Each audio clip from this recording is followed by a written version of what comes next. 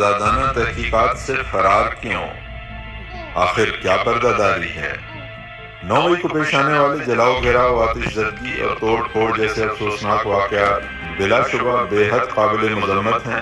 Chairman Imran Khan کے غیر قانونی اغوا کے بعد تحریک انصاف کی لیڈرشپ نے ہمیشہ کی طرح اپنے کارکنان کو پرامن احتجاج کی تاکید کی، لیکن ان 3 دنوں میں میڈیا پر مکمل بلیک آؤٹ، انٹرنیٹ کی بندش اور سوشل میڈیا پر پابندی کے بعد ریاستی فسطائیت کے بدترین مظاہرے نے بہت سے سوالات کو جنم دیا ہے۔ پہلا سوال، جب Lahore high court chairman Tehreek Insaf کو ہر کیس میں عبوری ضمانت دے چکی تھی تو انتہائی عجلت میں القادر ٹرسٹ کیس کے وارنٹ گرفتاری کس نے اور کیوں جاری کیے؟ دوسرا سوال، اگر ایک لمحے کو یہ مان بھی لیا جائے کہ وارنٹ کا اجرا جائز تھا تو گرفتاری کا عمل قانوناً پولیس کے ہاتھوں مکمل ہونا چاہیے تھا، پھر اس گرفتاری کی تکمیل کے لیے نیم فوجی دستے کا سہارا کیوں لیا گیا، وہ بھی ایسے منظرنامے میں جبکہ عمران خان اپنے قانونی حق کا استعمال کرتے ہوئے خود پر ہونے والے قاتلانہ حملے میں خفیہ ادارے کے افسر کو صاف الفاظ میں نامزد کر چکے تھے؟ نیم سہارا کیوں لیا گیا، وہ بھی ایسے منظرنامے میں جبکہ عمران خان اپنے قانونی حق کا استعمال کرتے ہوئے خود پر ہونے والے قاتلانہ حملے میں خفیہ ادارے کے افسر کو صاف الفاظ میں نامزد کر چکے تھے۔ نیم فوجی دستے اپنے ادارے کی تنظیمی ساخت اور عملی اقدام میں احکامات کے پابند ہوتے ہیں۔ عمران خان کے دن دہاڑے اغوا کے لیے جمع ہونا ممکن ہی نہیں جب تک ان کی کمان سے ایسے احکامات جاری نہ ہوئے ہوں۔ ضمنی سوال یہ بھی ہے کہ وہ کون تھا جس نے اس آپریشن کا حکم دیا؟ کیا یہ تحریک انصاف کے کارکنان کو عمداً اشتعال دلانے اور فوج کے مقابل لا کھڑا کرنے کی سازش تھی؟ تیسرا سوال، کیا املاک کو نقصان پہنچانے کے الزام کا اطلاق ان رینجرز اہلکاروں پر بھی ہوتا ہے جنہوں نے ہائی کورٹ کی عمارت کے شیشے توڑے؟ کیا ان پر بھی آرمی ایکٹ کے تحت کارروائی عمل میں لائی جائے گی؟ کیا سابق وزیر اعظم کے سر پر ڈنڈے برسانے اور ان کے گارڈ سمیت موقع پر موجود دیگر افراد کو بلا اشتعال زخمی کرنے کے جرم میں کارروائی کی جائے گی؟ چوتھا سوال، کورٹ کمانڈر ہاؤس سمیت کینٹ میں موجود حساس ترین مقامات پر جہاں سیکیورٹی کی کئی تہوں کے باعث عام دنوں میں بھی چڑیا پر نہیں مار سکتی، وہاں کیسے ممکن ہے کہ کوئی فوجی اہلکار موجود نہ ہو؟ اگر نہیں تھا تو کس کی ہدایات پر؟ اس بات کی تحقیقات بھی لازم ہے کہ مظاہرین کی پیش قدمی کے ساتھ ہی پولیس منظر عام سے کس کے احکامات پر غائب ہوتی گئی؟ پانچواں سوال، فوجی ٹرک انہی پرامن مظاہرین کے سامنے سول لباس میں اہلکار اتارتے رہے۔ مقام حیرت ہے کہ کسی شخص نے ان کو ہاتھ تک نہ لگایا، مگر ان افراد کے مظاہرین میں شامل ہوتے ہی آتش زدگی شروع ہو گئی۔ آگ لگائی ہوئی گاڑی کو اب یہ الزام لگا رہا کہ یہ تحریک انصاف کا کارکنان پولیس نے خود کیا اور کارکنان بہت پیچھے ہے، یہ آپ دیکھ سکتے ہیں چوک میں۔ عوام سوال کرتے ہیں کہ جن مظاہرین کی جرمت میں فوجی ٹرک کو خراش تک نہ آئی، اس ہجوم نے غیر اندازی اور املاک کو نظر آتش کیسے کر دیا؟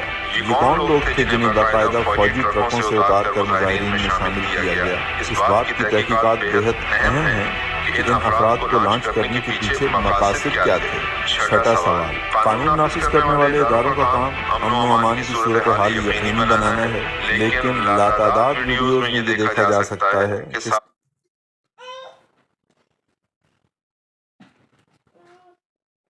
کہ جبکہ پولیس اہلکار پرسکون انداز میں یہ منظر دیکھ رہے ہیں۔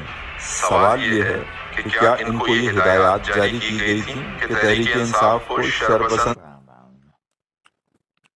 ایک منظم سازش کے تحت بھڑکائی جا رہی ہے، اسے بجھانے کی کوشش نہ کی جائے؟ اگر ہاں تو یہ ہدایات کس کی طرف سے آئیں؟ ساتواں سوال، اگر مظاہرین پرتشدد تھے تو کیسے ممکن ہے کہ کسی اہلکار کے جاں بحق کے زخمی ہونے کی نہ کوئی فوٹیج ہے، نہ کوئی خبر سامنے آئی، جبکہ اس کے برعکس پولیس کی وردی میں اور سادہ لباس میں ملبوس اہلکاروں کی اندھا دھند فائرنگ سے مختلف ذرائع کے مطابق 16 سے 25 افراد شہید جبکہ 700 زخمی ہو گئے؟ آٹھواں سوال، کیا وجہ ہے کہ کوئی بھی ٹی وی چینل اور بیشتر صحافی ان مظاہرین کے حق میں آواز نہیں اٹھا رہے؟ کیا املاک کی توقیر انسانی جانوں کی حرمت سے بڑھ کر ہے؟ نواں سوال، کسی بھی قسم کی تحقیقات اور شواہد کی جانچ سے قبل ISPR کے اعلامیے میں سارا الزام تحریک انصاف پر ڈالنے کی کوشش کیوں کی گئی؟ اپنی 27 سالہ تاریخ میں پرامن ترین جدوجہد کرنے والی جماعت پر الزامات کی بوچھاڑ کس کی ایما پر کی گئی؟ اور سب سے بڑھ کر 2019 میں اپنی مدت مکمل کر لینے والی فوجی عدالتوں کی بحالی کا فیصلہ کیوں کیا گیا؟ عوام سوال کرتے ہیں کہ کیا مقدمے کا فریق مقدمے کا قاضی بھی بن سکتا ہے؟ 10واں سوال، واقعات کی کڑی سے کڑی ملائی جائے تو سوال یہ بھی اٹھتا ہے کہ اس تمام واقعے کے پس پردہ وہ لندن پلان تو نہیں جس کے بارے میں چیئرمین تحریک انصاف عمران خان متعدد بار اپنے خدشات ظاہر کر چکے ہیں؟ اس وقت ہر پاکستانی کے ذہن میں لاتعداد سوالات ہیں، جبکہ اصل مسئلے سے دھیان ہٹانے کی کوششوں میں ملوث ریاستی مشینری کے پاس جواب ایک بھی نہیں۔ قوم ان تمام سوالوں کے جوابات چاہتی ہے، اور یہ جوابات آزاد اور شفاف تحقیقات کے بغیر ممکن نہیں ہیں۔ یاد رہے، شفاف انکوائری کی مخالفت اور تحقیقات میں رکھنا وہی ڈالے گا جو شریک جرم ہوگا۔ والدہ کو بہت تکلیف میں اس دنیا سے جاتے دیکھا، بدل دیا۔ سب سے بڑا میرے ذہن میں میری والدہ کو کینسر ہوئی، کیونکہ پاکستان میں کوئی کینسر ہاسپٹل نہیں تھا۔ میں نے اپنی والدہ کو بہت تکلیف میں اس دنیا سے جاتے دیکھا۔ اس حادثے نے مجھے بدل دیا۔ سب سے بڑا میرے ذہن میں خیال آیا کہ ایک غریب گھرانے کے اندر کینسر ہو جائے تو ان کے اوپر کیا گزرتی ہو۔ شوکت خانم میموریل کینسر ہسپتال، ایک بیٹے کی ماں کے لیے دیرینہ محبت اور غریبوں کے احساس کی لازوال داستان ہے۔ مجھے چوٹ لگی تھی اور درد ہوتی تھی پہلے پھر ٹانگ ٹوٹ گئی، فیصلہ آباد چلے گئے، فیصلہ آباد والوں نے رپورٹ کروائی دوائی سے، پھر رپورٹ میں آیا کینسر ہو گیا بچے کو۔ ہماری گلی کا ایک ڈاکٹر ہے، ان لوگوں نے پھر کہا اس کا شوکت خانہ میں علاج ہوگا۔ قوم کے مسیحا عمران خان نے 1994 میں ملک کے پہلے اور سب سے بڑے خیراتی کینسر اسپتال کی بنیاد رکھی، جہاں 75% مستحق مریضوں کو بلا تفریق و تخصیص عالمی معیار کے علاج معالجے کی سہولیات بالکل مفت فراہم کی جاتی ہیں۔ میرا بیٹا اس ذریعے سے بلڈ کینسر ہو گیا تھا۔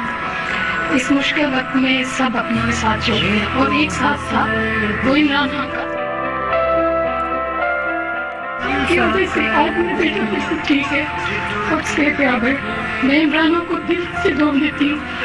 میری 5 سال کی بیٹی حبیبہ جو ٹی وی میں بھی عمران صاحب کو دیکھ لینا تو وہ کہتے ہیں عمران صاحب آ گیا، وہ چینل میں روک لیتی ہے اور خوش ہوتی ہے اور کہتی ہے شوکت خان زندہ باد، عمران زندہ باد۔